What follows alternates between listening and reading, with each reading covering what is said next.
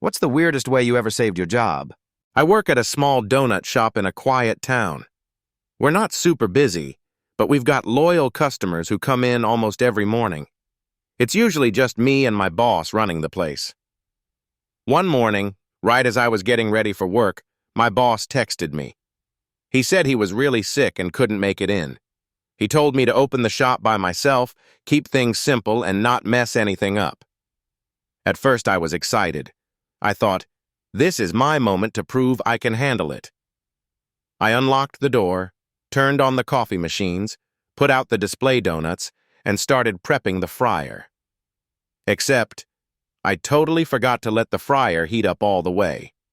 I dropped in the first batch of donuts and they came out looking like wet pancakes.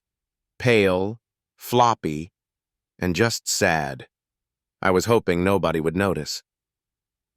Then this guy walked in wearing a nice jacket and carrying a tiny notebook. He ordered a dozen donuts and sat down by the window. I watched him out of the corner of my eye. He was sniffing the donuts, poking at them, writing things down. That's when I realized. This dude is a food critic. And I had just given him the worst donuts ever made. I panicked. I couldn't take them back. I couldn't explain the fryer. So I made up something on the spot.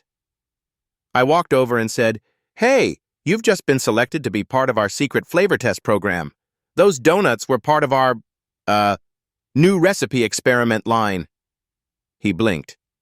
I handed him a fake-looking form I made by flipping over an old receipt and drawing boxes on it. I asked him to rate the donuts and give honest feedback. He stared at me for a second, and then laughed. "You serious?" he asked. I nodded like it was totally normal. He played along, wrote stuff like texture, very confusing, and taste, sad, but interesting. While he was filling it out, I fixed the fryer, made a new batch of real, golden, fluffy donuts, and brought them out. "Thanks for helping us test," I said, handing him the new batch for free. He smiled, took a bite, and said, "Now that's more like it." A week later, we got a small write-up in the local paper. He didn't say what happened, but the article said, "This little shop isn't perfect, but they really care. Even their mistakes come with a smile."